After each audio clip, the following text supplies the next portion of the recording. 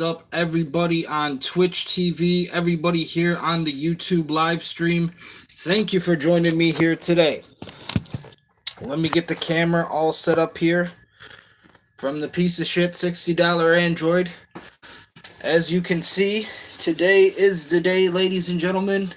It is Friday the 13th. We are rocking the Mighty Voorhees shirt. Let's get the chair in the shot. You see the chair, you see the shirt. We are ready. The Mighty Voorhees. It is Friday the 13th, ladies and gentlemen. So, thank you for joining me here tonight. I will turn the light off here in just a minute. Just wanted to show you guys as well. I got some spooky Mike and Ike's here. Apparently, they're Halloween sour Mike and Ike candies. We got sour ghoulish grape, sour orange scream, and sour wicked watermelon. So those are the flavors. Let me switch over to the live feed here on Twitch, so anybody watching on Twitch can also see what's going on. That is right, ladies and gentlemen. We are here. We are live. Ladies and gentlemen, ghosts and goblins, witches and wizards, vampires and werewolves. We are ready to get this Friday the 13th stream started. Now, the movies tonight that Joe Bob is going to be talking about, you see Eminem over there? You see Eminem over there? The movies that Joe Bob tonight is going to be talking about are the movies Brain Damage and I believe it's called Deep Red. Brain Damage and Deep Red. So, without further ado, I'm going to turn off the lights.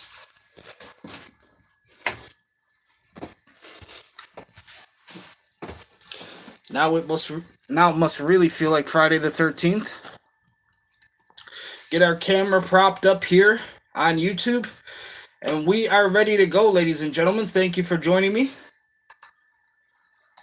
Ladies and gentlemen, ghosts and goblins, witches and wizards, vampires and werewolves. This is our Friday the 13th stream. We episodes 5 and 6 tonight, which are Brain Damage and Deep Red. The first movie, Brain Damage. I will now let Joe Bob take it away.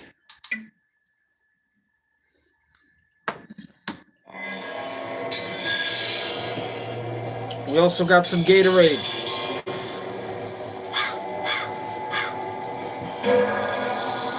This is the Glacier Cherry. Friend is not a verb. If you want to friend me, don't say friend me or you cannot become my friend, which is a noun.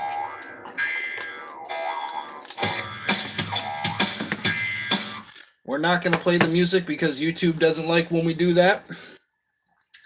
But ladies and gentlemen, we are sipping on a Gatorade Glacier Cherry for this Friday the 13th stream. I got my Gatorade here, and I got my spooky Mike and Ike's. They are literally called sour spooky treats. Like I said, the flavors: sour orange scream and sour wicked watermelon.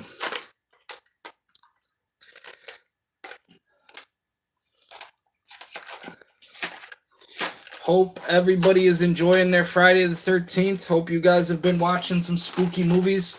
I'm going to be watching In a Violent Nature after this, which is also on Shudder Network. But thank you for joining me for Friday the 13th, 2024, here in September.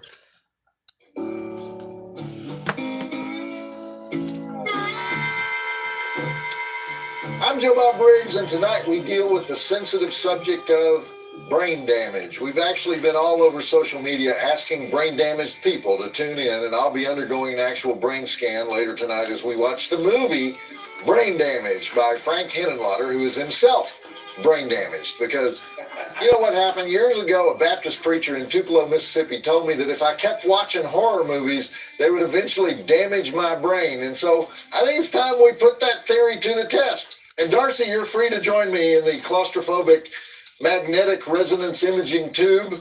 We can both get our brains scanned at the same time. I'd love to. All right. Darcy the Mail Girl, ladies and gentlemen, fielding all your tweets, all your emails, all your messages tonight. You were with me recently when we spent a couple of hours with Frank Henenlotter. Where were we? Gettysburg? Gettysburg, yeah. Frank was there to recite the Gettysburg Address at a convention of veterans. Not really. It was a horror convention. They actually don't like it when you make jokes about the Gettysburg Address in Gettysburg. Important tourism tip if you're planning on stopping there. At any rate, Frank did your podcast, and he was delightful as usual. It was so sweet. I love him. Yeah, Brain Damage is the second film in his 80s. A lot of people think it's his best film. I don't think you agree, right, Darcy? Team Frankenhooker. You're a Frankenhooker person. I'm a basket case person. Okay, Darcy is handling the social media as usual. You're a big Instagram person too, right? You're always taking sneaky pictures of me and putting them on Instagram. And then I find out about 6 months later when somebody says to me, hey, do you really eat at Cracker Barrel? Because you took a picture of me ordering at Cracker Barrel. Why is that interesting? I mean, you're adorable, like figuring out how to order yourself. You're one of those people who thinks we should take pictures of every minute of our life, right? You should document the important moments. I'm not a camera person. I've noticed. Let me ask you a question. Has there ever been a person who, let's say, decides to fly to Fiji and rent a bamboo villa that sits on stilts over the lapping waves hitting the pristine seashore and orders a fruity drink in a coconut shell and stretches out on a veranda that juts out into an inlet where porpoises frolic and play, and then he waits till the setting sun starts to disappear over the horizon and he admires the soft orange glow over the southern Pacific, and then he does not take a picture of it? Of course not. Because I can do that. I can do that and not take a picture of that. I would just soak it up. But what I just described, you would already have like 3,000 pictures in your camera just by the time you got to the Fiji airport.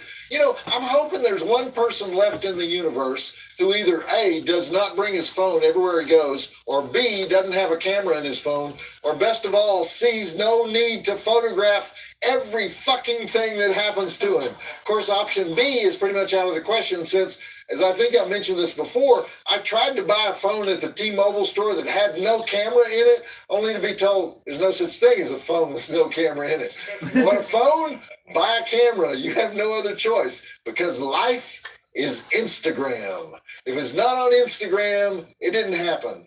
The ale houses of 18th century London, frequented by Samuel Johnson and his errand boy Boswell, that probably never existed because where's the Instagram? The Paris bistros described by Hemingway, the gritty back alleys of Los Angeles memorialized by James M. Cain. None of those could possibly be real because where's the Instagram? When Stanley went searching for Livingstone, why didn't he bring back selfies? The least he could have done is stand on his head next to Victoria Falls, the mouth of the Zambezi, my ass. There is no Zambezi prior to October 10th, 2010, the day that Instagram launched and the world was truly known. See, travel agents know this. Travel agents scour Instagram looking for new destinations that they can package based on photo ops alone. Let me repeat that. There are professionals who sell $10,000 long-distance journeys to places where the only attraction is the picture you're going to take when you get there. The best-known example of this, Wedding Cake Rock. Wedding Cake Rock is a sandstone formation in the Royal National Park in Australia. It suffers from three characteristics that will ensure its destruction. It's ecologically fragile, being so unstable it'll probably collapse from erosion sometime in this century. It's 18 miles from Sydney. So, most important, it looks great on Instagram. In fact, it looks so great on Instagram, people fly to Sydney to perform stunts on its precarious surface. Things got so bad in 2015, with more than 10,000 visitors a month crowding onto this platform that threatens to become landslide rubble at any moment, that the National Park Service erected a barrier. And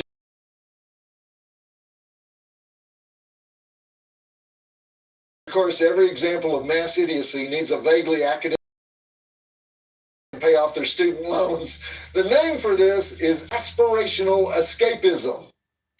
Why is it aspirational? Because there's a perception that you get several degrees of coolness added to your resume if you make it to Wedding Cake Rock, jump the barrier, and dangle one of your appendages off the edge. And the proof of your dangled appendage is the perfectly filtered post on Instagram. And money is no object. The 20-hour flight to Sydney is no object. The 4-wheel drive Jeep rental is no object. You're getting that selfie. Okay, it gets even weirder. Some parks have started promoting, quote, responsible geotagging, specifically to fight against hordes of tourists invading a natural area in search of selfies. So the way it works is somebody popular, usually a hot young hipster, photographs himself or herself in a remote location, scores the perfect Instagram photo. It's photoshopped, of course, it's perfected with filters and crops, and that inspires thousands of other Instagram devotees to start running a kayak and planning a trip, not just to that country, not just to that park, not just to the same area of that park, but to the exact same location, thanks to the geotag that allows them to know the precise longitude and latitude of that place. Now, park rangers say this is wrong. This is a horrible invasion of national park privacy because I'm not sure why. I'm not sure why it's wrong, but they don't want thousands of people taking the same selfie in the same place. And I don't want that either, but for a different reason. You people are boring the crap out of me. They say that these aspirational escapists have no respect for the ecology, the biological diversity, the local culture, blah, blah, blah. But I don't think any of that stuff is the real reason. I think the real reason is just simple hatred of millennial hipsters. But of course, because they are millennial hipsters, they have a politically correct solution. They have an organization dedicated to defeating Instagram and its own game. And here's what they say about it. They're promoting, quote, tourism that leads to the management of all resources in such a way that economic, social, and aesthetic needs can be fulfilled while maintaining cultural integrity, essential ecological processes, biological diversity, and life support systems. Let me read that again, because I'm not sure what I just read. Tourism, this is their goal. Tourism that leads to the management of all resources in such a way that economic, social, and aesthetic needs can be fulfilled. Essential ecological processes, biological diversity, and life support systems. Okay. So, fuck you. Or we can simply follow the Joe Bob Briggs plan to rid the of airhead travel bloggers and make it a question on your visa application.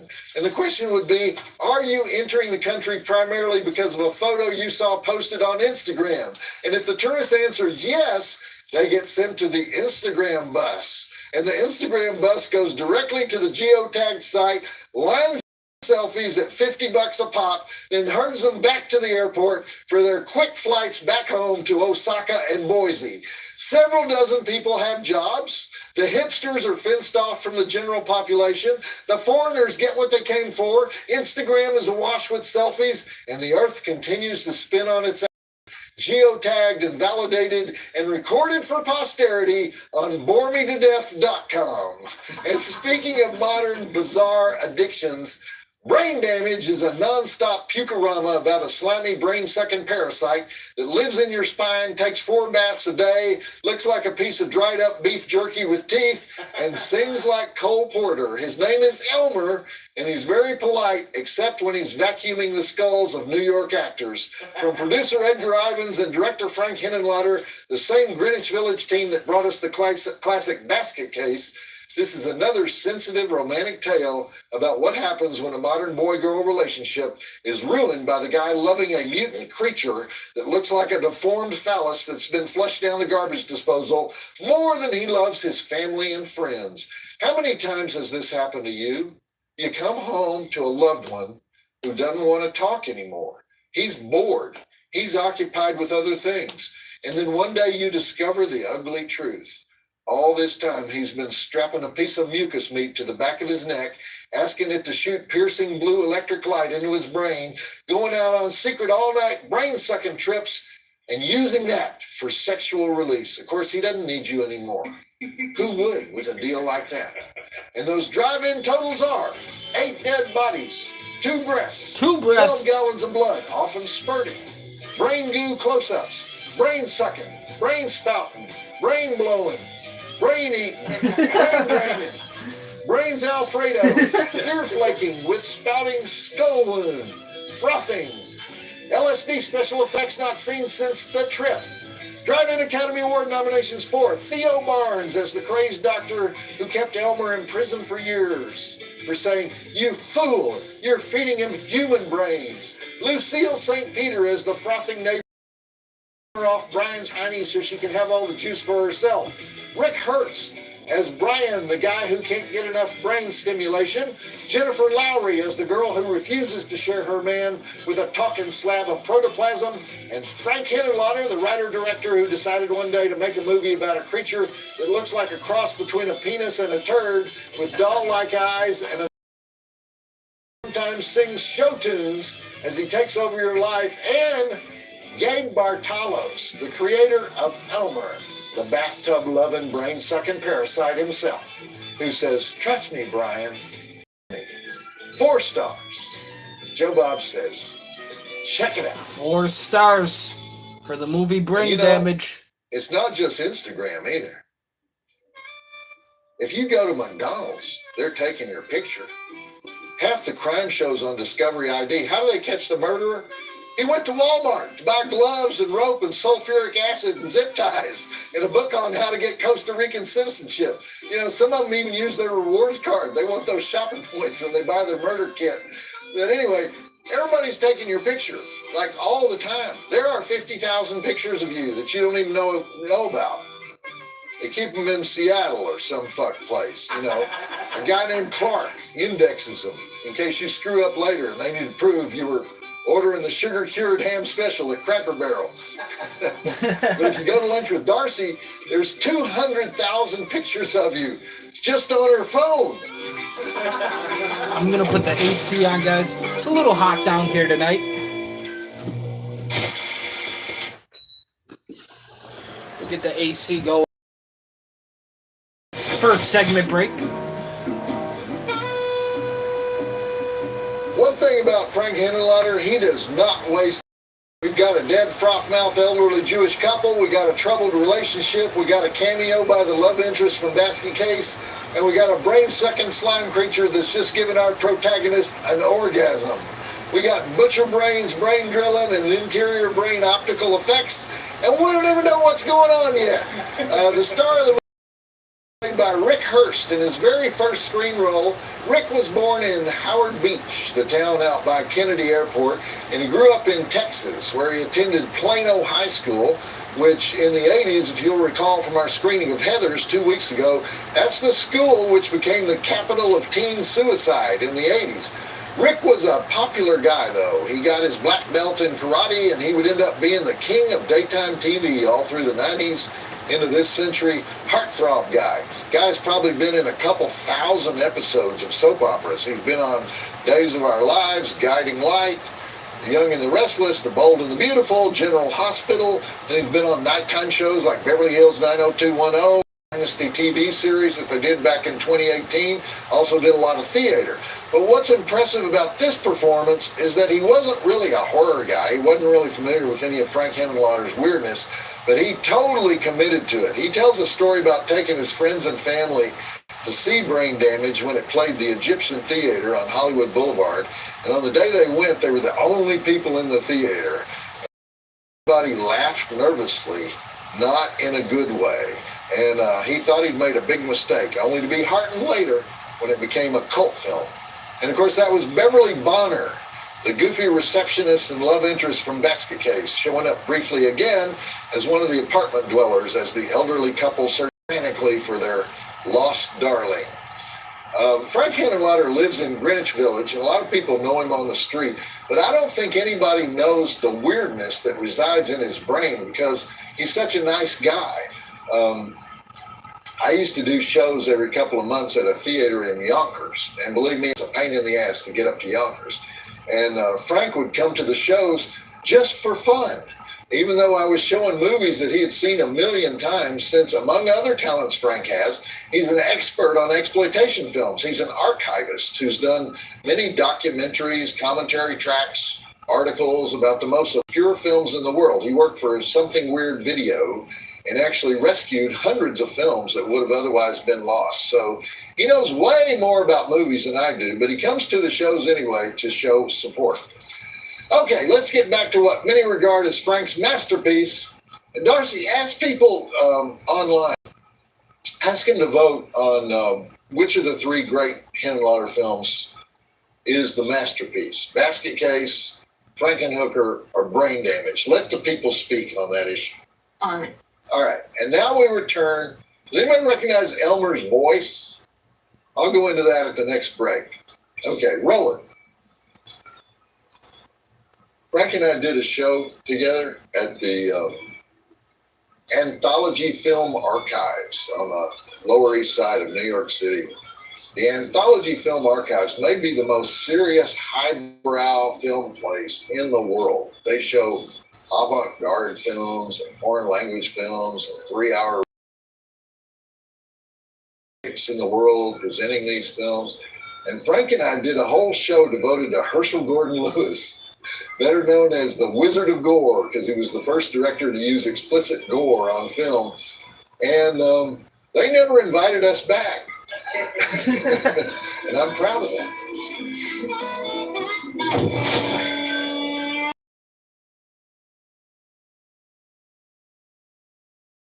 Segment break. So Brian's brother and girlfriend are sort of in the movie to represent us, the audience, asking questions about what exactly is going on here. That's Jennifer. And this is her only screen role. In Frank Henenlotter movies, he uses either total amateurs or total professionals, nothing in between.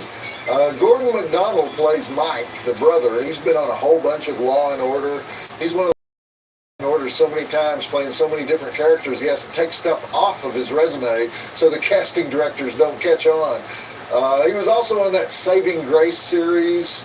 He has twin sons, and their mother is Holly Hunter. I don't think they were ever married, but they have 14-year-old twins. But what I teased at the last break was the voice of Elmer, the cordial, brain-sucking thing at the heart of the movie. That's John Zacherle, the legendary late-night horror host, the king of all horror hosts, the guy who started it all in 1957 in Philadelphia. Now, Frank Henenlotter grew up in Hempstead, Long Island, watching Zacherle. And when it was time to cast Brain Damage, he went to a talent agency and he told them he wanted somebody with an upper-class British accent. And they gave him all these names, and he was stunned when he saw that one of the names was Zacherle. And Zacherle's fee was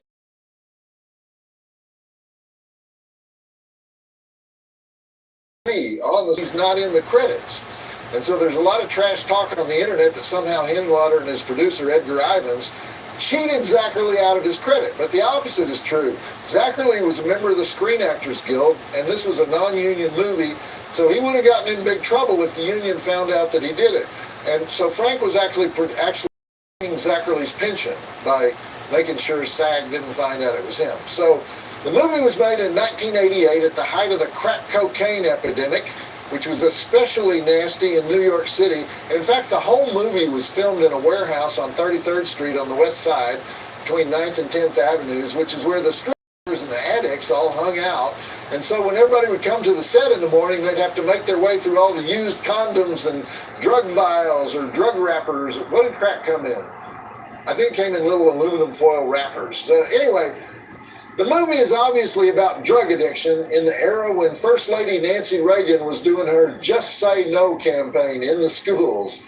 Strung out on crack, jonesing for a hit, just say no the next time. Back to the movie, and then I'll inject some more blue light into your miserable brains. Roll it. I used to tell all my hooker friends, ladies, the only safe crack is the one that sticks up out of your underwear.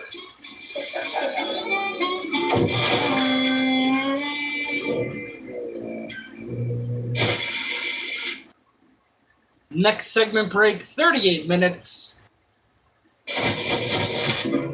Well, that was not technically a penis that came out of Brian's pants in what is the most notorious moment in Brain Damage, a scene so graphic and weird that the MPAA said there was no way they would allow it to remain in the movie if the producers had any hope whatsoever of getting an R rating. But I think it's close enough that we need analysis from our staff mangled dick expert. You know who I'm talking about. I'm talking about Felissa Rose. And here we go. Let's get her on the phone. Mangled dick.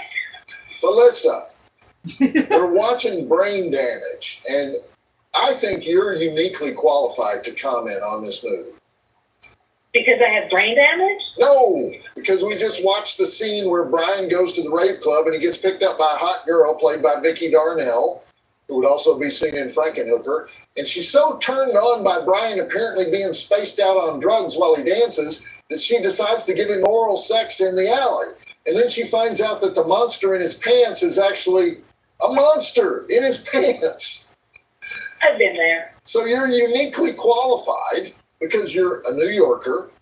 You're intimately familiar with rave clubs and sketchy parts of town. You're married to a rock star, so you've seen wild behavior at musical events, and you've never passed up a party in your life.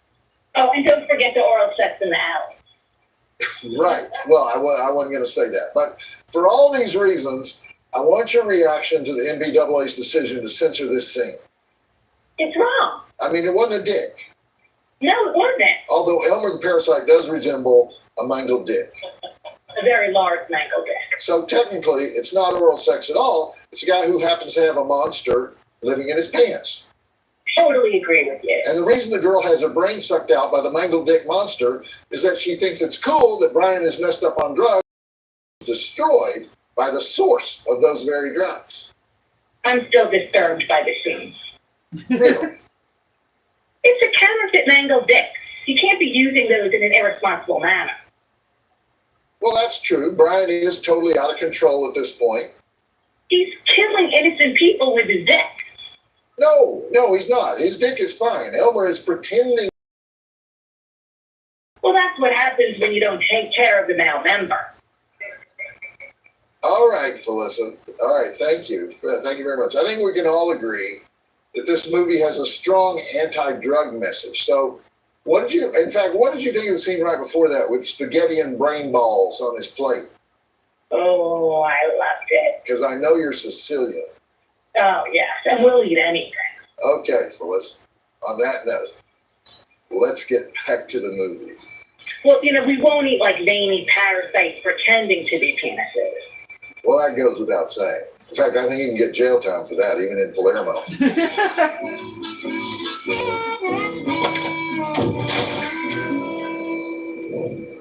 The next segment break for the movie Brain Damage at 52 minutes.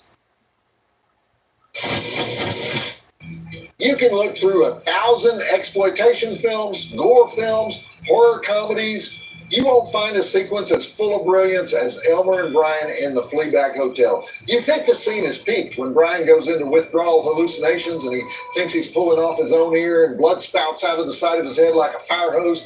That's another scene the MPAA demanded to be cut if they wanted an R rating. But then we have the wonderful, whimsical voice of Zachary as Elmer singing Elmer's tune to pass the time as Brian sinks further and further into agony. Now, what's funny about Elmer's tune? Well, first of all, Zachary is one of the few actors who would have been old enough to remember when Elmer's tune was #1 on the Billboard charts. It was a Glenn Miller big band arrangement with the Modern Airs doing the vocals. 1940, just so he could do.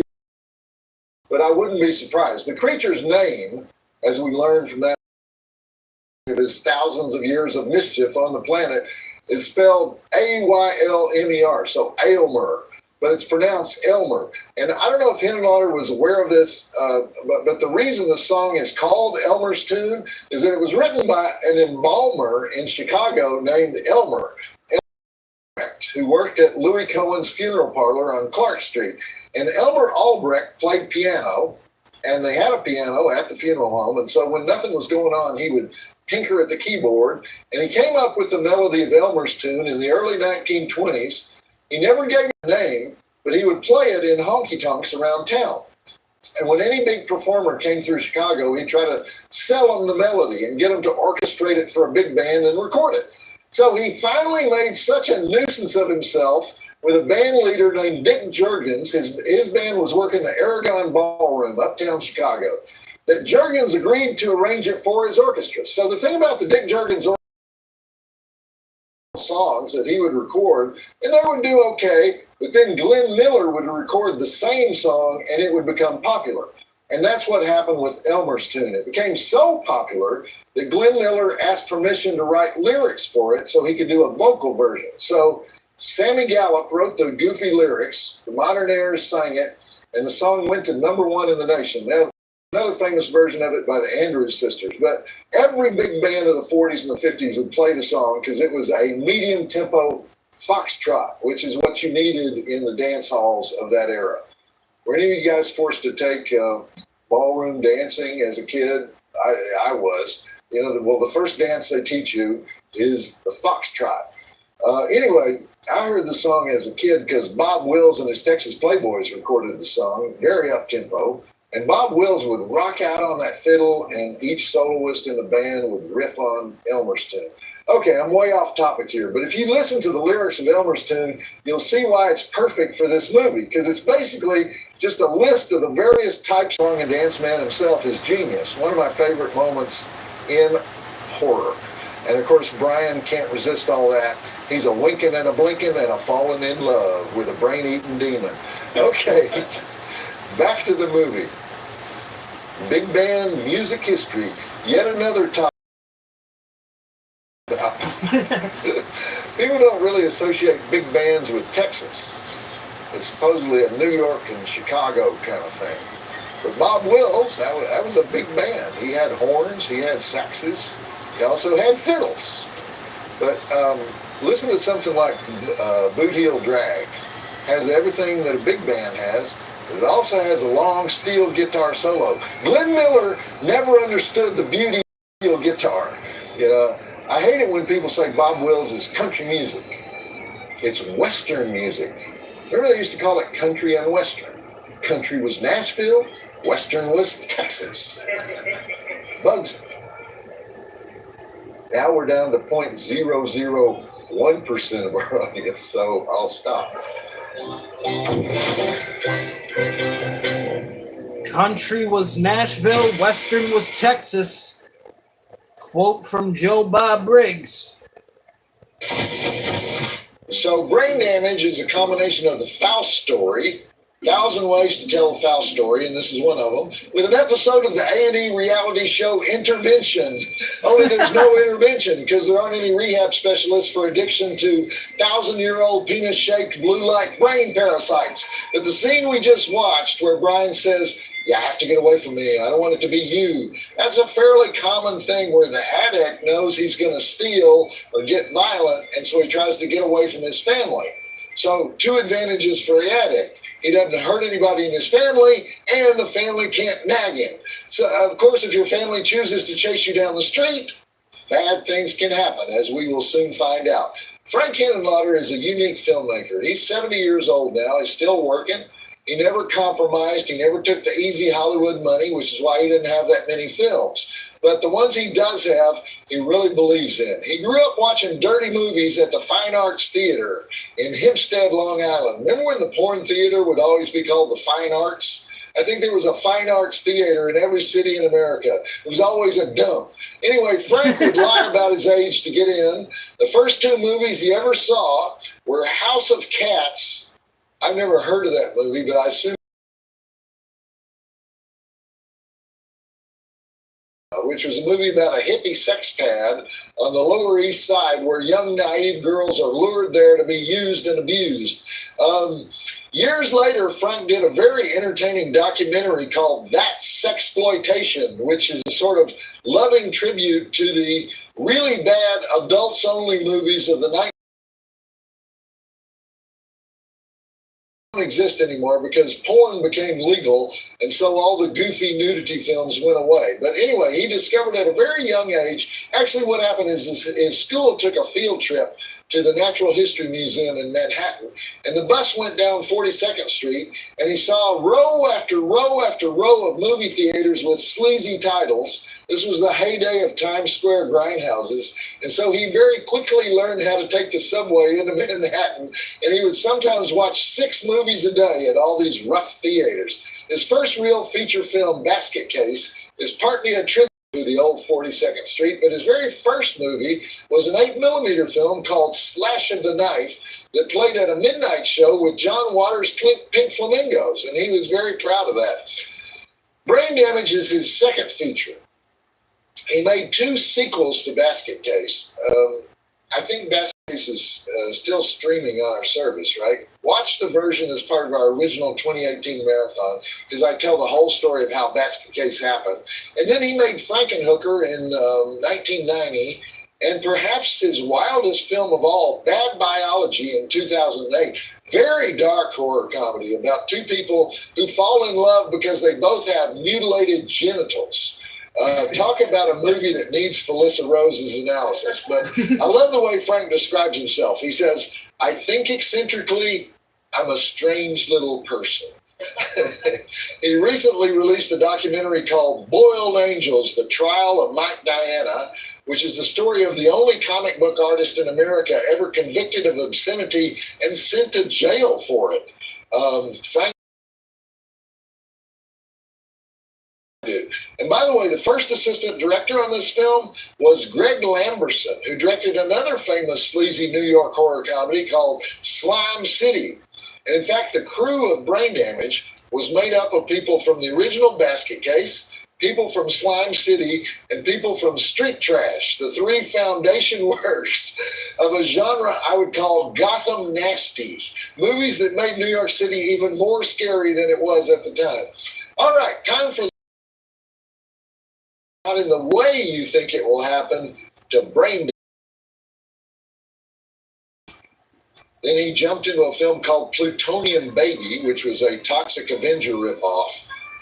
And then Brain Damage, all in the same year. And that was the same year as Bill Lustig's Maniac Cop.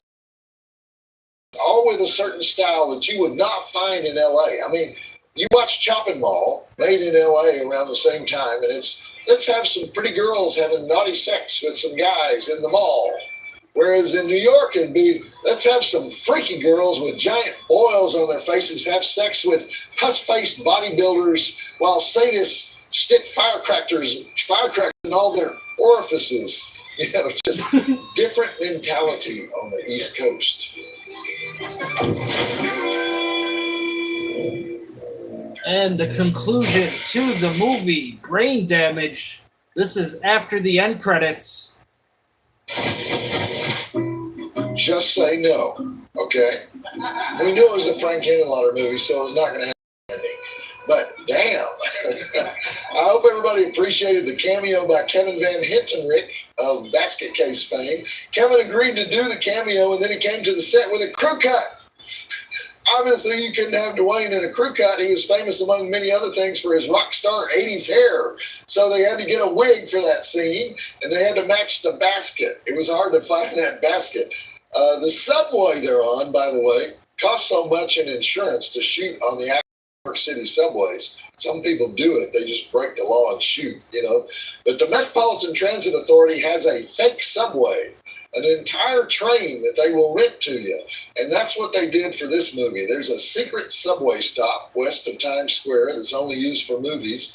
And if you need the train to be moving, they will run it all the way to Brooklyn and back. So obviously they had to do that to stage a special on the actual moving subway car. And then that ending, I love the hole in the head blue light ending after Elmer dies, or I think Elmer died. Elmer dies, right? Elmer dies. He gets all the juice squeezed out of him, and it all goes into Brian at once. And Brian dies of a pus-face overdose, or I guess technically suicide. And the cop who finds him is Frank Henenlotter's brother Don in his only film role. Has anybody noticed that girlfriends don't fare very well in Frank Henenlotter movies? I'm going to have to ask him about that. All the special effects in the movie, by the way, were done by the 19-year-old Gabe Bartalos, who would go on to become a director himself with the movies Skinned Deep and Saint Bernard. But we know him better as the guy who did all the sculpture and the prosthetics and the animatronics on Leprechaun and many other horror flicks. And let me say this one more time. Amazing performance by Rick Hurst as Brian. That was his first time in front of a camera. But he was so into getting inside the brain of Brian that he actually slept on the set in Brian's room. Somehow that helped him connect to the reality of the story. All right, we got another cult classic coming up as our second feature, an Italian cult classic. One of those films that played on 42nd Street when Frank Italian was cult going down classic there to watch up 6 next. movies a day.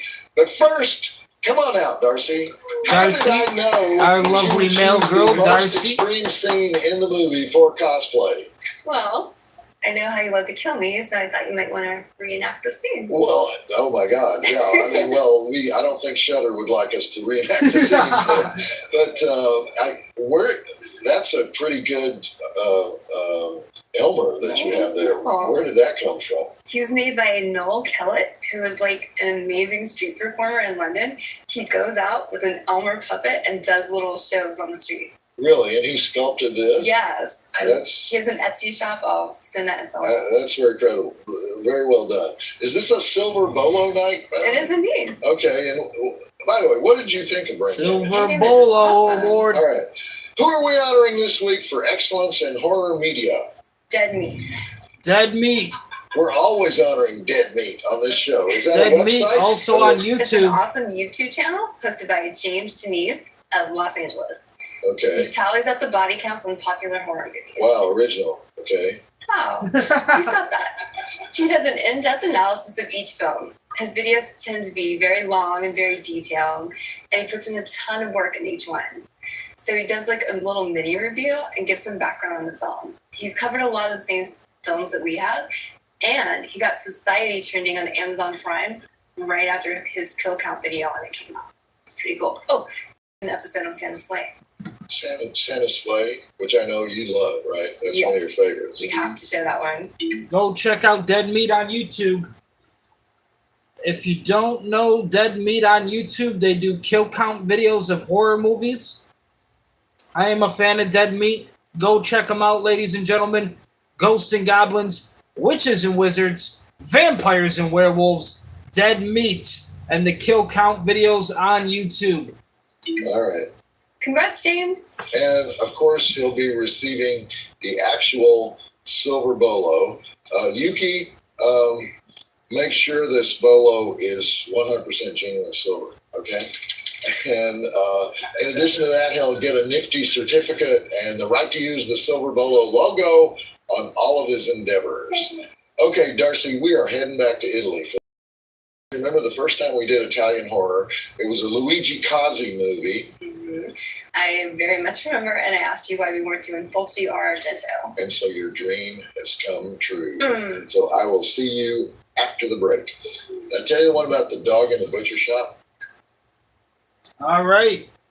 Ladies and gentlemen, ghosts and goblins, witches and wizards, vampires and werewolves. The next movie we are going to be watching for our Friday the 13th stream on The Last Drive-In with Joe Bob Season 7 2020 is going to be an Italian cult classic, and it is called Deep Red. Now we are going to take about a 1.5, 2-minute break, just so everybody out there watching, if you want to grab yourself a drink, if you want to grab yourself a snack, now is the time to do so. Maybe you guys are sipping on a little soda pop. Maybe you're sipping on a little Jameson.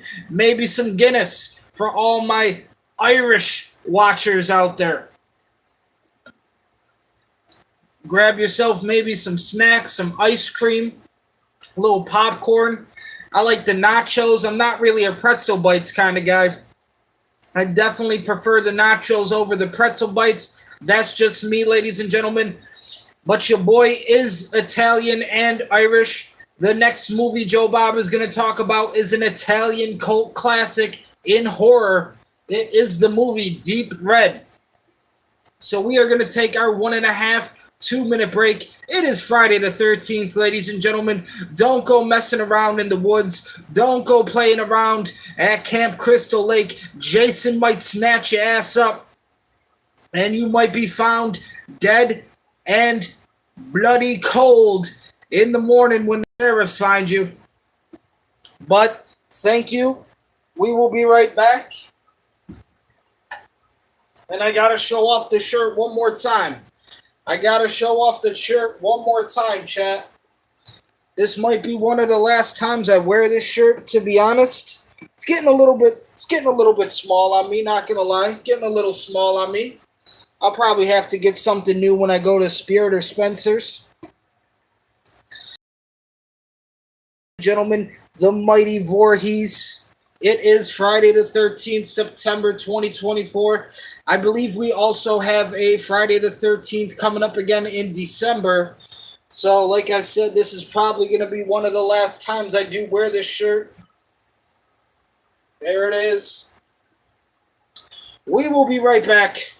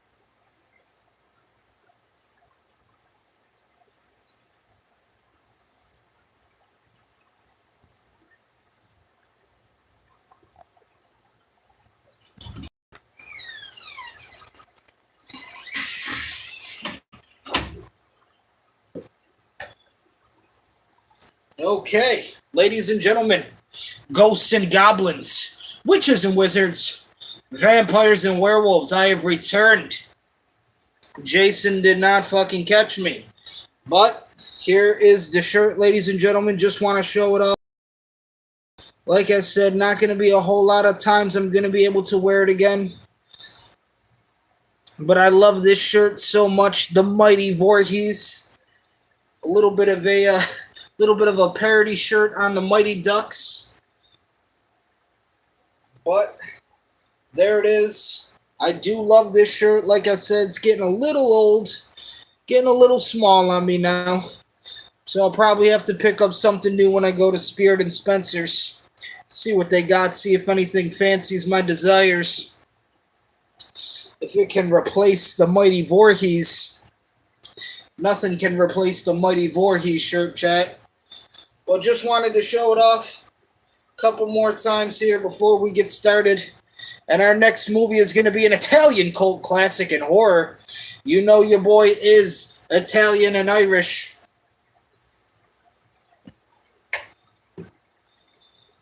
If this was Goodfellas, I could not be a made man because I do have Irish blood mixed with the Italian blood. But our next movie on the watch-along that Joe Bob is going to be talking about is Deep Red. So this will be episode 6. Ladies and gentlemen, ghosts and goblins, witches and wizards, vampires and werewolves. Thank you so much for joining me on this Friday the 13th. It is late at night here in Buffalo, New York, going on about 9 o'clock p.m. now. So without further ado, I'm going to let Joe Bob take it away.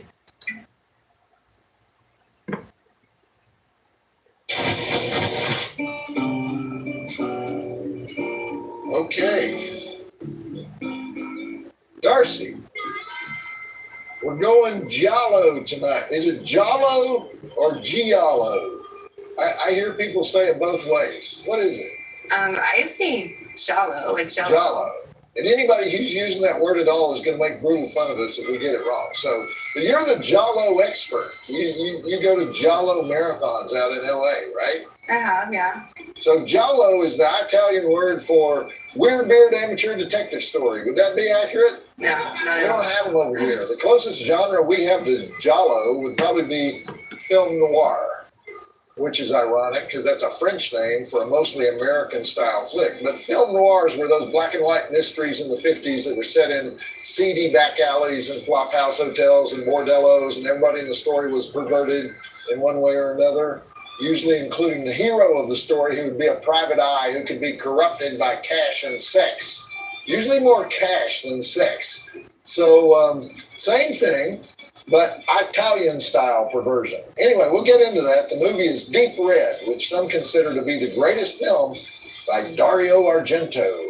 And, oh, I disagree with you, Joe Bob. Suspiria is a superior work. Not to mention Four Flies on Grey Velvet, which, yes, I admit, it is flawed in certain respects, but on the whole, see, people just lose their fucking minds when they talk about Dario Argento. They start using words like transgressive and diegetic. If you come up to me at any film event, you start talking about diegetic sound in Argento, I will punch you in the nose. In the meantime, Darcy the Mail Girl will be here to field your tweets, your emails, your Instagram posts, your master's theses on Giallo, whatever you got, send it to Darcy, the official mistress of Last Drive-In social media. And you know, Darcy, speaking of weird events in LA, I never did ask you about that massive fire that swept through your neighborhood last fall. Is your house okay? Yeah, we're good. We were just displaced for a little bit, but all good now.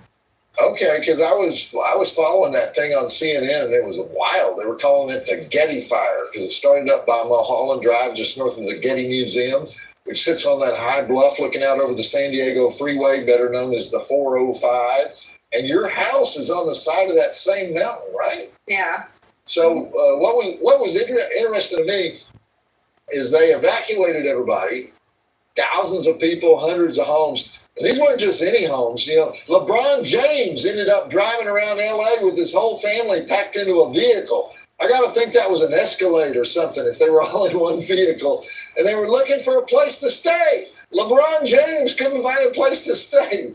there was something like 1,100 firefighters out there in battle gear, and they had those Santa Ana winds, 80 miles an hour. But here's what I remember. You had art people all over the world horrified. I'm sure Dario Argento was horrified because he's a big art lover.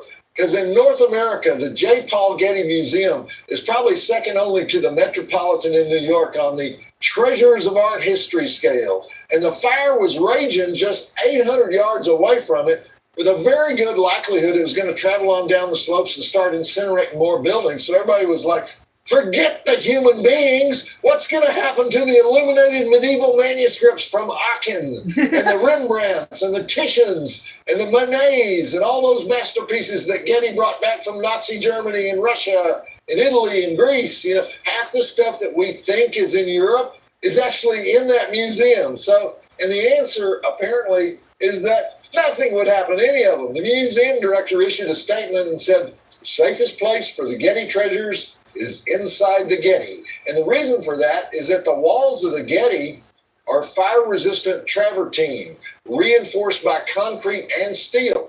The roof is crushed stone, so wind-borne embers have no chance of igniting. And even the landscaping on the grounds of the museum is fire-resistant, with a 1 million-gallon water tank ready to be activated anytime that heat touches the ground. And so, but what about the smoke? People asking, what about the smoke? That's going to damage the painting. No problem, says the Getty. You know, the museum is actually a building within a building with air systems between the two outer walls that allow the whole complex to be hermetically sealed and for air to be recycled the same way it's done on, long-distance aircraft.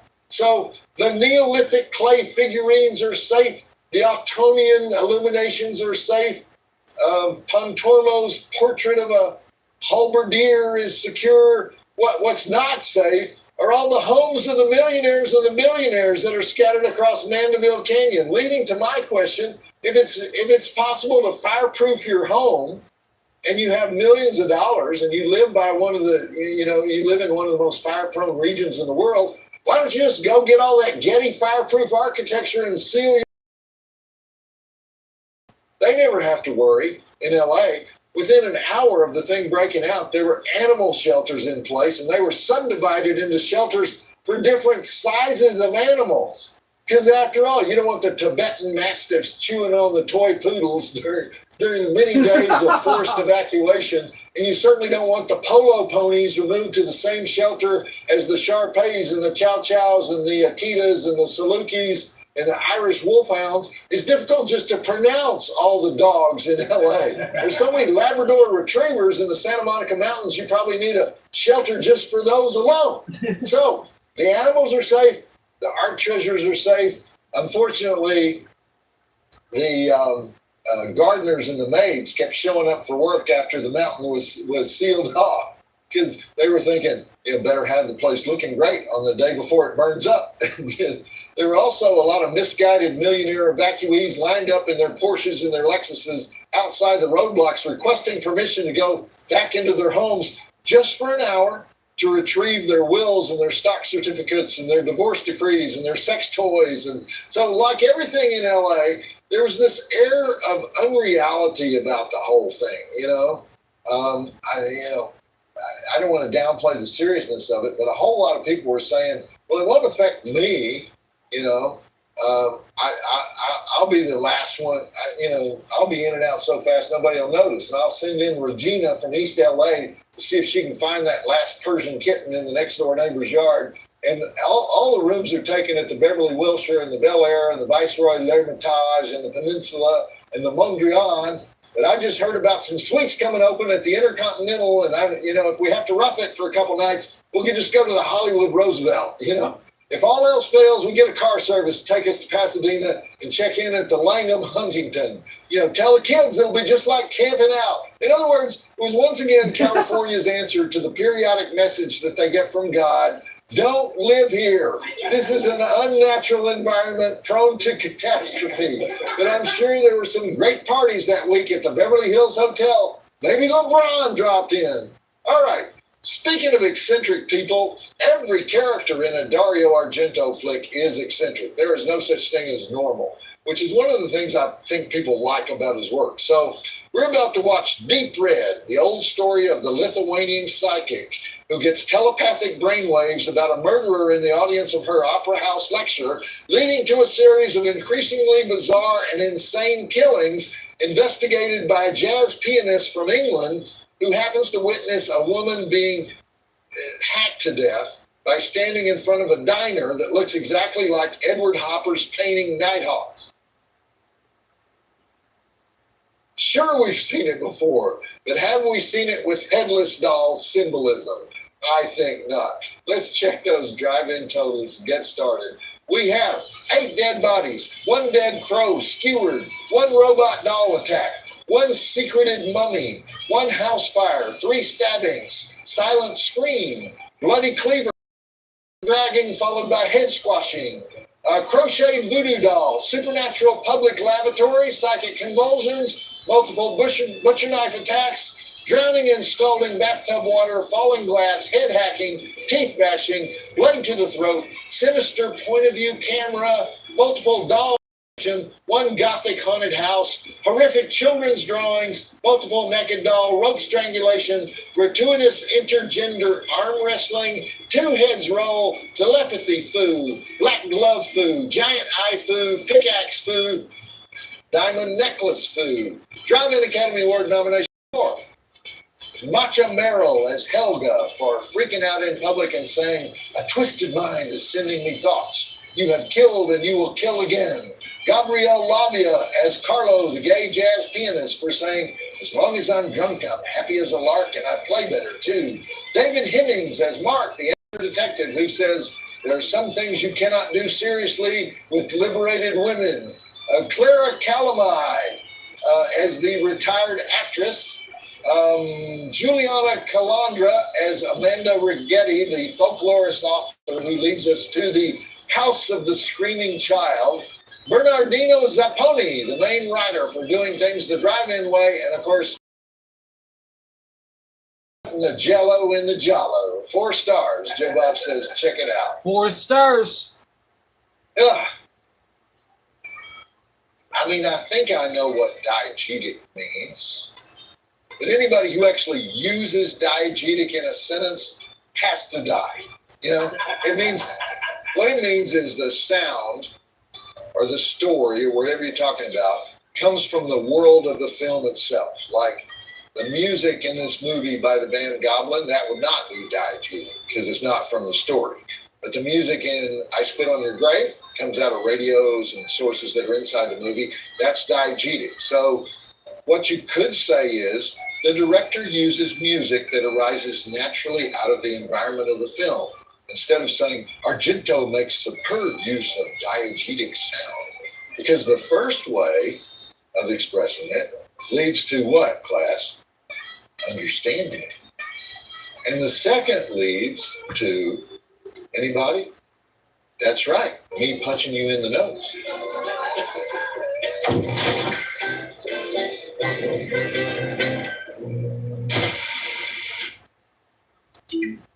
Now, before we continue, chat, I do just want to add, since it is, Friday the 13th, of course, Camp Crystal Lake is in New Jersey. So it was filmed in New Jersey. Friday the 13th movies. Some of my favorite Friday the 13th movies include Freddy vs. Jason, which is probably, if not my all-time favorite horror movie of all time, Freddy vs. Jason. I love Jason Takes Manhattan, which I believe is part 8. Also, Jason X. Yes, the one where Jason is in space. I do love X. So, Freddy vs. Jason, Jason Takes Manhattan, Jason X.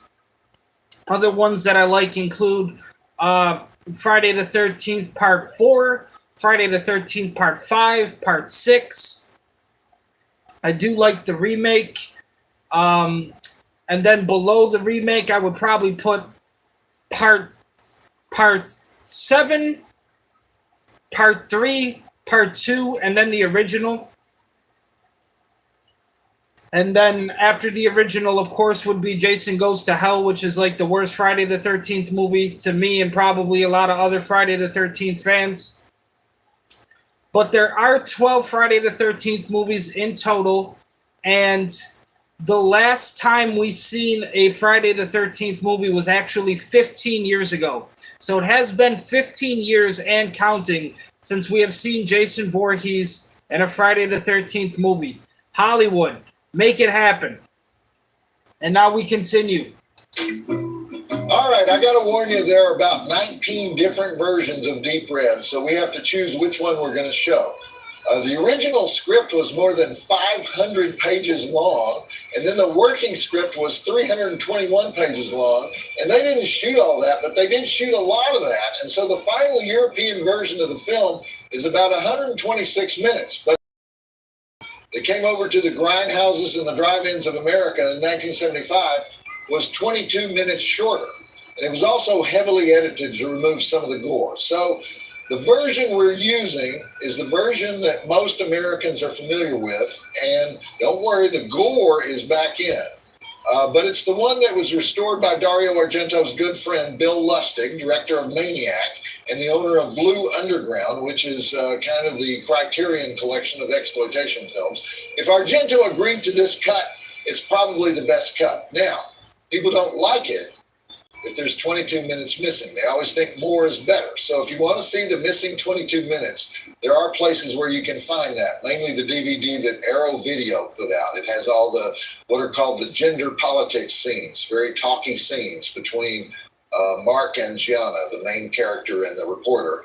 And in my opinion, they're not needed to tell the story. Everybody always thinks the director's cut should be longer. Sometimes the director's cut should be shorter. So anyway, full disclosure, we're showing the American version that most people know. And the only difference in this first sequence we just watched is that before we go to that parapsychology conference in the Opera House, there's a quick little scene of two jazz pianists practicing on the same keyboard. And they turn out to be the jazz pianists Mark and Carlo that we see in the scene in the piazza where the murder is witnessed. So the previous scene just establishes them as good friends. You'll notice in the background that there's a diner called the Blue Bar, and it looks exactly like the diner in Edward Hopper's famous 1942 painting Nighthawks, which is on display at the Art Institute of Chicago and kind of explores the feeling of the depression, lonely people at night, warm, inviting place in the cold, cruel city. And everyone always says, oh, wow, Dario was a genius, He found the perfect painting and recreated it to create the cruelty of this environment. But also, it's the painting that you can buy the postcard for at just about any art museum in the world. It's not exactly an obscure choice. Anyway, that's where Carlo plays piano every night to survive. Really have to play. He's all the time. He has all the time in the world to investigate murders. Murders that he's not even involved in before he goes back to England. So I assume he's British because that actor is David Hemmings. But a strange thing about giallo films in general, and Dario Argento films in particular, is that the protagonist is almost always a foreigner. And I'm not sure why. I guess if the main character is a visiting dignitary or a tourist, he's going to have different eyes when he looks at the crime, different perspective. Okay, now, I don't want to take up hours and hours talking about the background of this film, but there are entire books about this movie. In fact, Luigi Cozzi, you guys remember him from last season? We showed his alien ripoff, Contamination. Luigi is a good friend of Argento, and he wrote a whole book about Deep Red. But there are giant academic studies written about this film, scholarly articles in journals.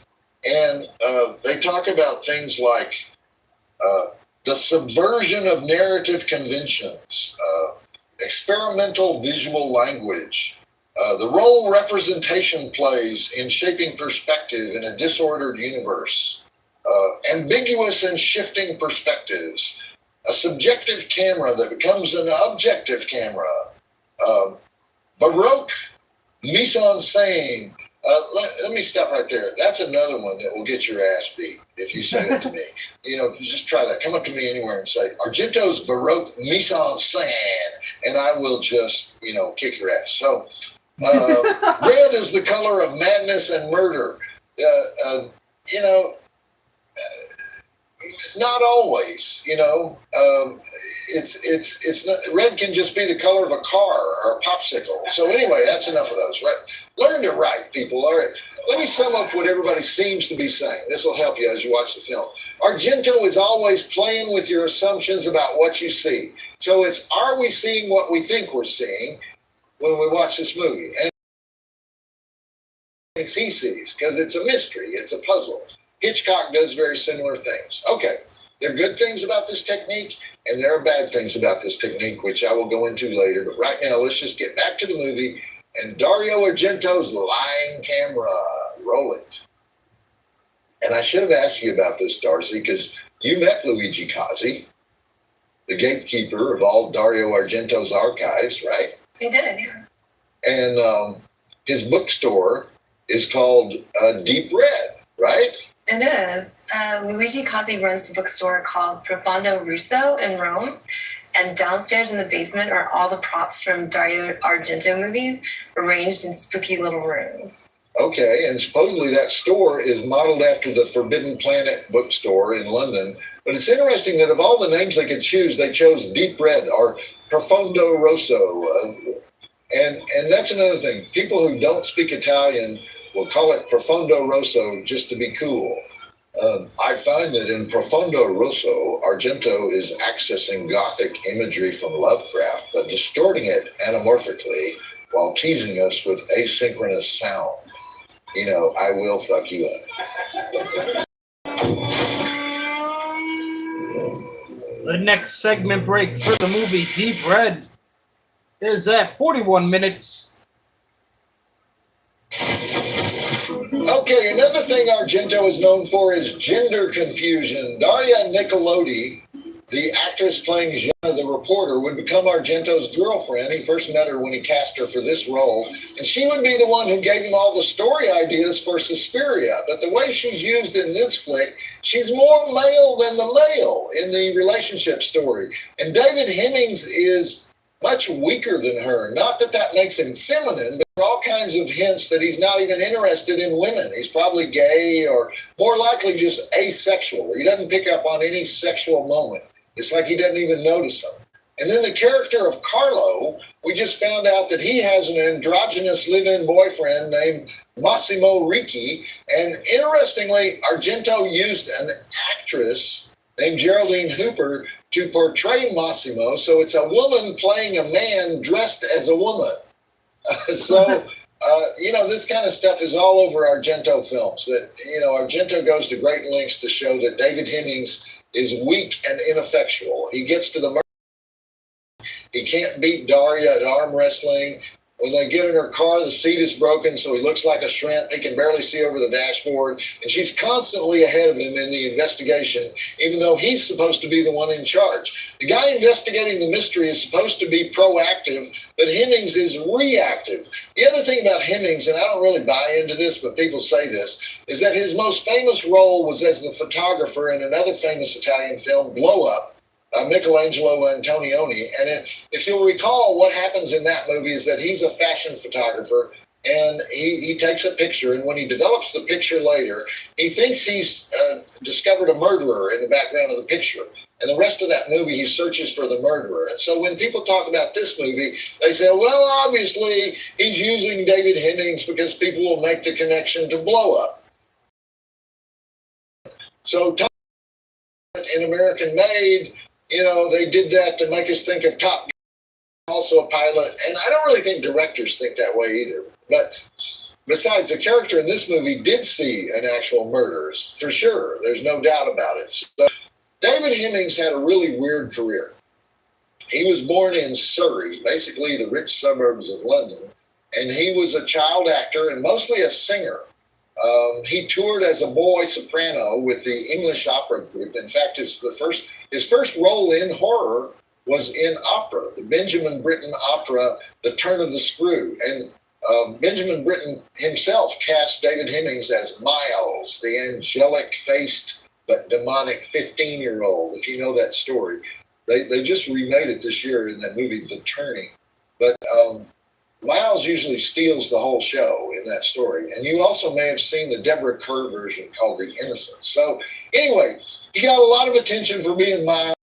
He had a nightclub act when he was just a teenager. He also did magic. He was in one of Michael Winter's first films, The Death Wish guy. He was in The Girl Getters with Oliver Reed. He fought for the role in Blow Up. He became an international star for that part. And then everything sort of caved in on him as the golden age of the big budget British film came to a close in the late 60s. He was Mordred in Camelot, a big flop, critically panned. He released an album called David Hemmings Happens. It was a 60s happening everybody stayed away from. He was Dildano in Barbarella with Jane Fonda. Woo! We think it's all campy and funny now, but it was a career ender for several people, you know. He tried to do, quote, respectable mainstream films. He had the title role in Alfred the Great and a big role in Tony Richardson's The Charge of the Light Brigade. But by 1972, he was no longer boyish and he was no longer in demand. And so he announced that he was going to become a director. And he moved to Malibu. And he did direct 4 films in the 70s. Running Scared, Just a Gigolo, that was 2 of them. They all flopped.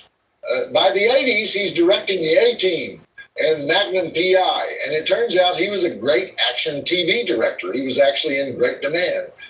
He also worked on Airwolf, Quantum Leap. He was just starting to get his acting career going again when he died of a heart attack on a movie set in Bucharest, Romania in 2003. But in 1974, when he was cast in this movie by Dario Argento, he was a faded international star, which must have appealed to Argento. It meant Argento could undercut his masculinity and his power and the audience's confidence in his ability to get the job done. If he'd been a huge movie star at the top of his form, he probably never would have been in this movie, but he never would have, he wouldn't have allowed that to happen. So that's enough musing about Deep Red. Let's just watch the flick. And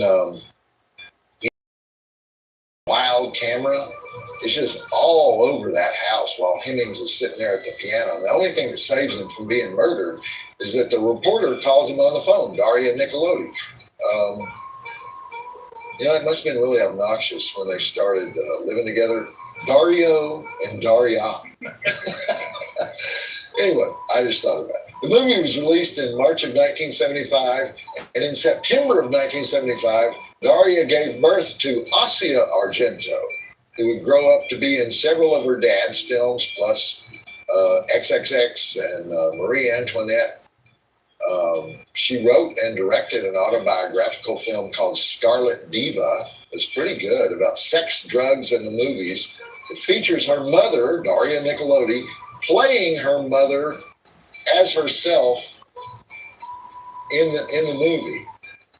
Did you follow that? It's kind of like Dario's camera. You can't follow that.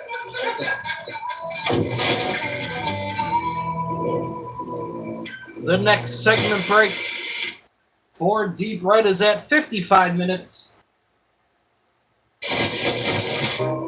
Once again, David Hemmings is clumsy and late. He even trips over stuff as he enters the crime scene. But to illustrate one of the things I'm talking about here, did you notice when he's sitting in that ornate library reading the book, Modern Ghosts and Black Legends of Today? What a title. That's the book that tells the story of The House of the Screaming Child, the book written by Amanda Righetti, the woman we just saw murdered by the hands of Dario Argento. Those black-gloved hands are always Argento himself. He says he does that because he has an innate talent to act with his hands. I think he does it just so he'll have a good story to tell. It's very Hitchcockian. Amanda Righetti was played by Giuliana Calandra, who was in literally hundreds of Italian TV shows and movies, and she claims that Argento almost drowned her. She was flailing and struggling, and she says he wouldn't let her up, and she almost died in that scene. His response to that was, "Oh, I thought that was just acting." Well, you didn't follow instructions. You didn't take a long breath, like I told you before we started. Argento is not known as a kind director. So anyway, As David Hemmings is reading that book, the camera tracks toward him, and there's a loud, eerie wind sound.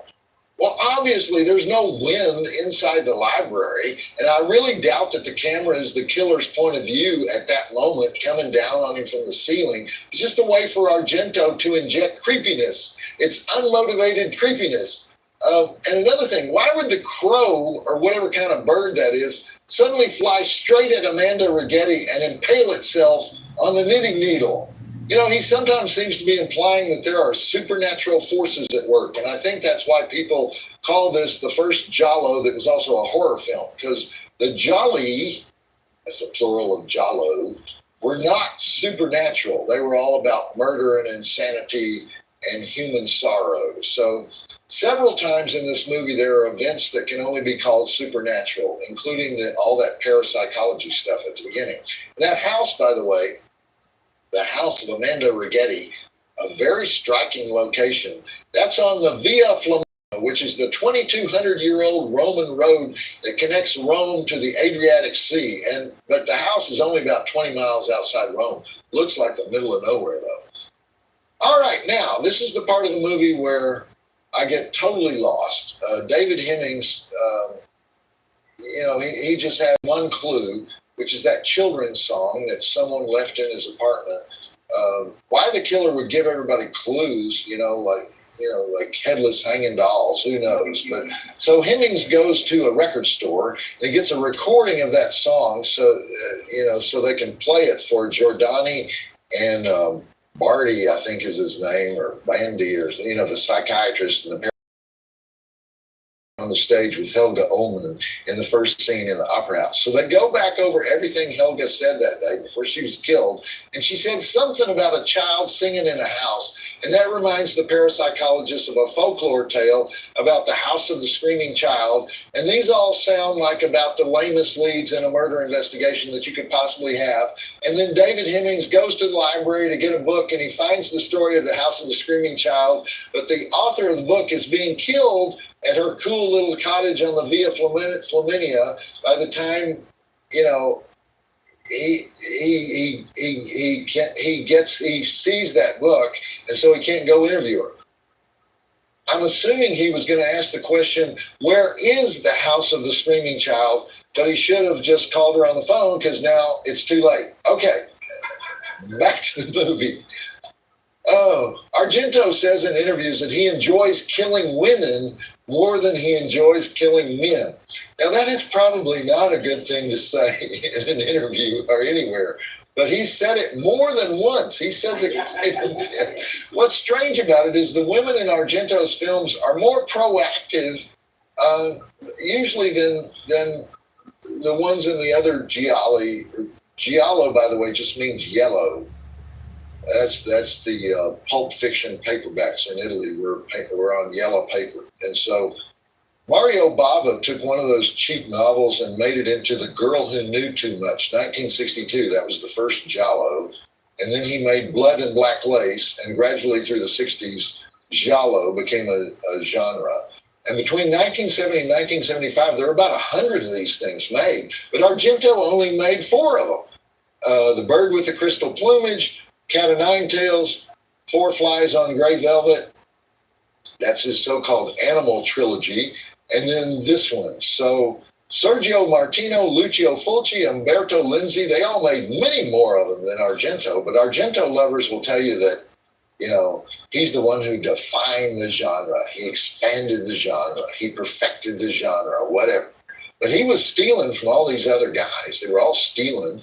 Argento steals from everybody. There's nothing wrong with that. It's a business. But Argento stole not just from his contemporaries, he stole from Hitchcock, Sergio Leone, Edgar Allan Poe, especially Mario Bava. He stole a whole bunch of stuff from Hatchet for the Honeymoon. They call him the Hitchcock of Italy. He's more like the Brian De Palma of Italy, I think. Anyway, he keeps saying that he enjoys killing women. Those kills are more interesting than killing men, even though I haven't noticed that there are a greater number of female kills than male kills in his films.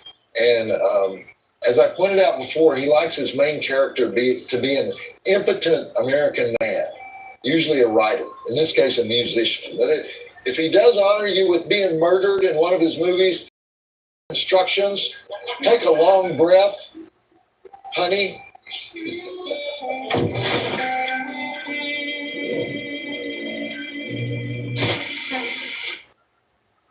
The next segment break at 1 hour 16 minutes.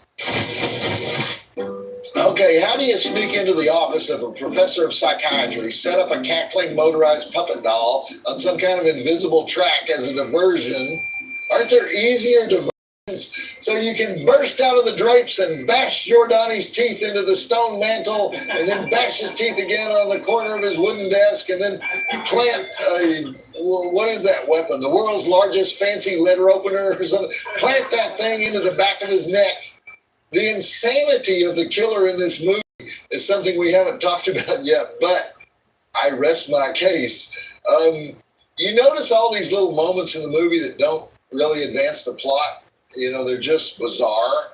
I like when Mark is driving and he passes a flipped over car on the street. Obviously, it took a while to set that up. Or like when the little girl sticks a pin through the lizard. And Baldy doing special effects on this.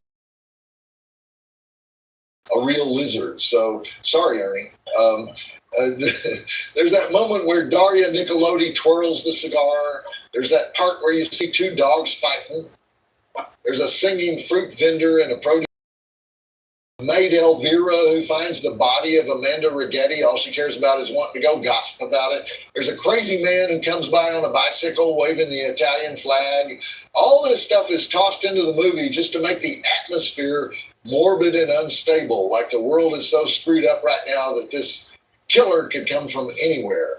And did you notice how David Hemmings finds the house of the screaming child? He sees a picture of it that shows a kind of tree that is unknown in Italy. So he visits gardening experts to find out what that tree is, but then he has to drive around until he sees the tree. Did you really need the gardening experts part? Who cares about what kind of tree it is? Just drive around until you see the tree. But the main way that Argento keeps you off balance is that he just amps up the wild music, and music is right before the kill, when the office is totally quiet. And part of the reason for that is, I don't know any other director that works this way, but Argento will sometimes have the composer write the music before he's actually even seen the movie. This was the first movie where Argento used the band Goblin. And in fact, the band Goblin was formed in order to do the music for Deep Red. He started out using Giorgio Gaslini, a famous Italian jazz pianist, but he also composed for other films, which made sense because the main character is a jazz pianist. But when he turned in the music, Argento thought it was too classical. Meanwhile, a guy named Carlo Bixio was producing an album in Rome for a band called Oliver. They were recording their album Cherry 5, and the leader of that band was Claudio Simonetti. So Carlo Bixio was also the producer of Dario Argento's soundtracks, and so he said, why don't you take a look at these young guys? They're recent graduates of the music conservatory, and they brought in some music, and Argento liked it, and so he hired them. So the movie still uses some of Gaslini's music, but the parts you remember are Goblin, which is the new name that the band took for this project. Anyway, all the crazy music, the moments where the music is going wild, but the images on the screen are not going wild, that's all Goblin. That's Argento trying to create the sensation of, I'm not sure what kind of sensation he's trying to create. I would say the purpose of all this stuff I'm talking about is to keep us off balance, make sure we know that there's no cause and effect. We don't know what we're seeing. Anything can happen. And he succeeds with that. Okay. Back to the movie. Goblin, they still do tours all these years later. You saw Goblin in concert, right, Darcy? Twice. Yeah? Were they great? Amazing. Really? You hear these stories that don't make sense about horror music. Like, supposedly John Carpenter was influenced by Goblin. He has riffs that are similar to theirs. But then Goblin was copying Tubular Bells, which was the Mike Oldfield instrumental that they used in. But But then Goblin were also great admirers of John Carpenter, and so they do the Halloween theme in their concerts. Do they, Darcy? Do they perform the Halloween theme when they? Indeed, they do. Yeah, and so that would be Goblin paying tribute to the guy who pays tribute to them, who also pay tribute to the Tubular Bells guy. You never hear about him. Nobody goes to a Mike Oldfield. Every time I suggest we do something musical, Austin tells me it costs $20,000, so we can't do it. You know what we could do, though? We could play Bach's Toccata and Fugue in D minor. That has been used in millions of horror films. That is one of the creepiest for 900 years, Austin. So that's got to be for 900 years, Austin. So that's got to be in public domain. We could actually do that song. But we need one of those giant church organs to do it. And we need a cackling hunchback. So you have to pay for the cackling hunchback to play the organ, right? It might cost us a few bucks for the cackling hunchback organist. In fact, for my money, Toccata and Fugue in D minor are scarier than Tubular Bells. So, put that up for a vote, Darcy. What's the scariest, background score music in horror? Anyway, my point is, Goblin doing music that doesn't have anything to do with what's actually going on the screen, Argento likes that. It'd be like if a guy was supposed to be introducing movies on TV that he kept going on. The next segment break for Deep Red at 1 hour, 36 minutes. The squashed head of Carlo was another controversial image that got edited out of the film in some markets. This movie was cut up all over the world because it was just not the type of movie that would play in the suburban megaplex. It was considered a cheap thriller, and so it played Times Square, drive-ins. That's why I don't understand when people talk about it and they say, well, after the success of his Animal trilogy, Argento moved to new levels with Deep Red, because nobody knew he had an Animal trilogy. Those movies had come and gone like last week's newspaper. He may have been sort of well known in the Giallo world, but that was limited to Italy. And I'm not knocking Italy. If you counted up the ticket sales in Europe, there were 8 countries in the European Common Market at the time. Half the weekly ticket sales were in Italy. So much more than France, much more than Germany, much more than England. Italy was the movie-going country of Europe, with a cinema in every little small village in Umbria. It's like an American drive-in. They're not saying, the mise-en-scène of the truck dragging squashed head scene, so brilliant. Argento's movies were made for the working class. Gabriel Lavia played Carlo, the drunken piano player and would-be killer, who's so inept he just stands there talking and loses his advantage. So for that dragging behind the truck part, they had a steel casing strapped to his back, and they dragged him on a rubber sidewalk. But then for that final shot, Argento says, Gabriel, we want you to put your head down on the asphalt, and we're going to drive the car up close to your head, but we'll stop about 6 inches from your head. And Lavia goes, no way, I am not doing that. And since he was a director himself, he told Argento, here's what you're going to do. You're going to put the tire up against my head. I'm going to personally check the vehicle to make sure it's in reverse. You're going to back it away from my head, and then you're just going to reverse the film, which is what they did, along with making a cast of Lavia's head constructed by Carlo Rambaldi that really did get smashed by the truck. Dario Argento has been interviewed a few times over the years about his films, not as many as you would think. And he's always vague about what he was trying to do, either because he doesn't remember or he likes all the professors of film falling all over themselves to describe what he might be trying to do. Listen to this. Indeed, the specific power dynamics of Argento's murder scenarios seriously question the nature of generic gendered positionalities. Someone actually wrote that in a published article. It's probably very flattering to know that people are writing their PhD dissertations on your movies with sentences like that.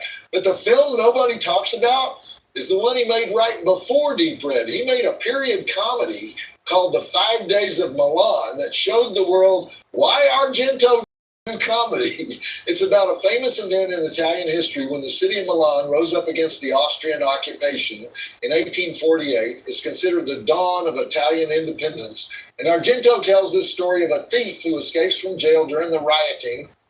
He hooks up with a baker and they travel the streets together, witnessing the revolution in the form of rape, murder, and other hijinks that are never as funny as Argento thinks they are. It's like but in the world of Argento lovers, it's like this movie doesn't exist. Everybody who talks about Argento goes straight from Four Flies on Grey Velvet in 1972 to Deep Red in 1975, like there's nothing in between, But he does not know how to do comedic timing. He knows how to do horror timing of a particularly offbeat sort.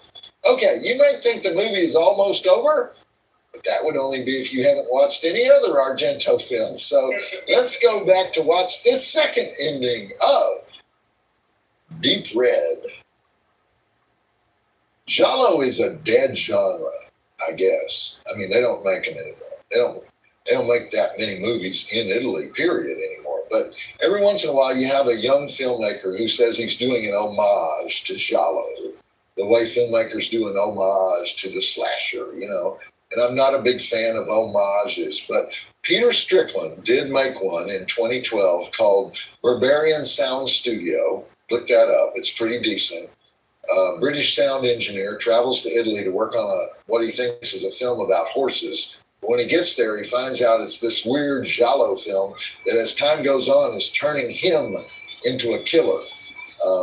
Peter Strickland also made that movie about rednecks in Transylvania. It had some Giallo elements. I don't think Peter Strickland he's probably not good enough to question the nature of generic gendered positionalities, but he comes close.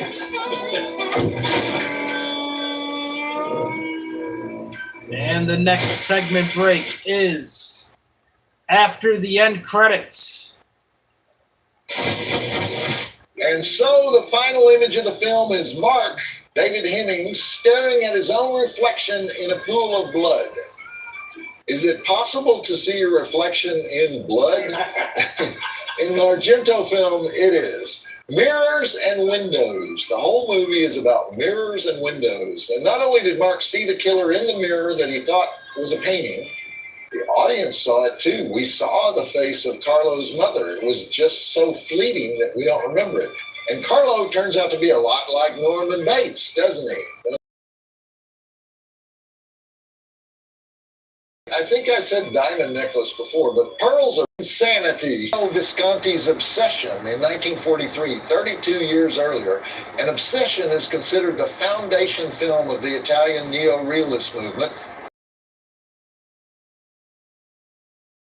James M. Cain novel. The film rights to the novel were owned by MGM, but if it's a good story, the Italians will steal it, and that's what they did. Obsession is much more famous in Italy than the Lana Turner version of The Postman Always Rings Twice in the U.S., which didn't come out until 1946. This one role, her last role. And when Argento talks about this film, which is rarely actually, he always notes that the David Hemmings character is based on himself, which is a strange thing to claim since it's such a passive character. I think Deep Red is great. The story, as he tells it, is impossible. He just does not care about logic. And in fact, he once said, I don't care about plot. And fortunately, his collaborator on the screenplay was Bernardino Zapponi, the writer for Fellini, who cared desperately about plot. So he should have worked with Zapponi more often. So the movie came out in March of 1975. It was the sixth highest grossing movie in Italy for that year. It earned 3.7 billion lira, which is about $15. So, no, really, it's about 1.6 million. It's 2 million tickets. Let me put it that way, just in Italy alone. I miss the lira. You would carry around these wads of 100,000 lira banknotes with pictures of Italian poets on it. You know, here you go, buddy. I'm going to give you a 10,000 tip, you know, and that'd be like less than $5. So anyway, the soundtrack album was also a blockbuster hit in Italy. It sold 3 million copies. People always ask where that piazza is, the one where David Hemmings witnesses the murder of Helga, and they have the blue bar modeled on the Edward Hopper painting. And that square is near the train station in Turin. It's called Piazza CLN. CLN was the name for the resistance fighters against the Nazis. Although the movie was set in Rome, a lot of it was shot in Turin, just easier to shoot there. And that fancy statue represents the River Po. The movie was not well received by critics, not in Italy, not in the U.S., and after this movie, Argento would go in other directions. His next two movies, Suspiria and Inferno, are very much about the supernatural, full of witches, sorcerers, alchemists, which makes sense because he doesn't care about narrative, but he does care about creating fascinating images. And I actually think he does it a little too much. He uses the camera to deceive the audience, which is fine if you're making a mystery or a thriller and the clues are embedded in the deception, like the face of Clara Colomai in the mirror. That's brilliant. But sometimes he does it just to be doing it. You know, it's justified by his defenders who say, well, he's just showing that the whole world is crazy. Well, the whole world can be crazy, but the whole world inside your movie can't be crazy, or, you know, the audience gets frustrated. Okay, let's move on. Darcy. Darcy, ladies and gentlemen. The lovely male girl, Deep Darcy. Red, you're a big Jalo person. Do you think Deep Red is his masterpiece? I don't. No? What do you think is his masterpiece? I'm a Suspiria kind of girl. Suspiria, okay. Why do you think people lose their minds when they talk about Argento? I don't know.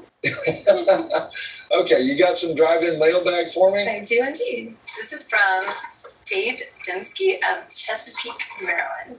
Okay, Dave Dembski. All right. Oh, Bob, I wanted to start by saying I've become a huge fan. Unfortunately, having spent a large part of my formative years without access to even basic cable, I missed the entire original run of your shows. However, since the interview you did with James Rolfe, I've watched a ridiculous amount of your commentary on YouTube. At least now with your Shudder series, my fairly bleak television landscape has improved, knowing there will be some new Joe Bob Briggs and Darcy every Friday to look forward to. Although I have to admit, I usually watch most of the episodes after they air because having a baby has changed my definition of what late night is. Anyhow, to my point, I was surprised the other day while watching an old movie called The Naked Monster. Interesting concept for a film. Not really paying too much attention because, again, I have a 1-year-old running around. I hear this coming from the TV. Quote, I have a BA from San Diego State University, an MA from the University of California at San Diego. I've been published in 23 different periodicals, and I'm a personal friend of Joe Bob Briggs. All this was spoken by Brink Stevens. She was giving Joe Bob Briggs as a monster expert credential. So the commentator comes to content. The concept amused me.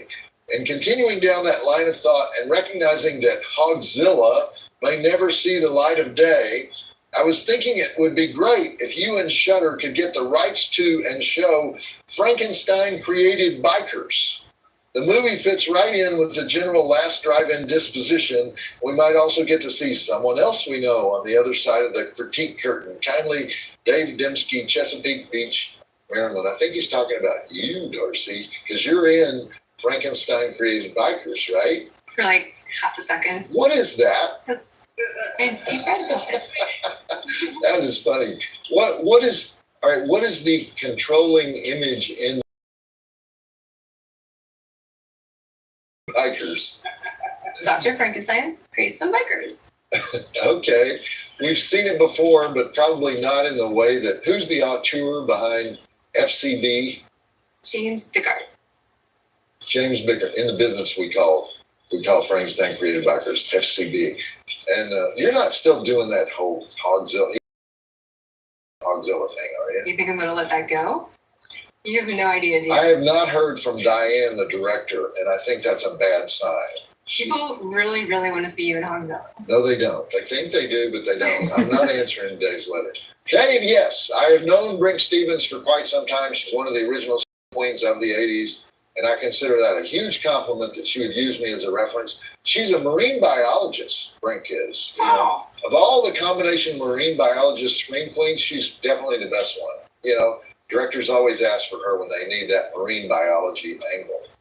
Just like they ask for you, Darcy, when they need a stripper with a machine gun. You know, like in Frankenstein Created Bikers, right? Same thing. I'm always down for that. Okay. You know the one about the Pope? Okay.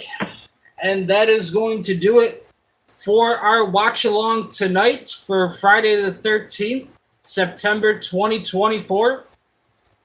Thank you so much for being here with me. Ladies and gentlemen, ghosts and goblins, witches and wizards, vampires and werewolves. Happy Friday the 13th. As I said earlier, it has been 15 years since we have gotten a version where he's in Friday the 13th. They need to be back. They also need to bring back Nightmare on Elm Street, also one of my favorite movies. Freddy vs. Jason, quite possibly my favorite horror movie with them both. Thank you so much for being here with me tonight, for giving me your time, for hanging out. Like I said, I hope you have a happy, spooky Friday the 13th. That was it for our watch along. We will probably be back on Sunday, considering the Buffalo Bills just played yesterday on Thursday Night Football absolutely dismantled the Miami Dolphins. We won the game 31-10. So we will most likely be streaming again on Sunday night. Until then, ladies and gentlemen, ghosts and goblins, witches and wizards, vampires and werewolves, happy Friday the 13th.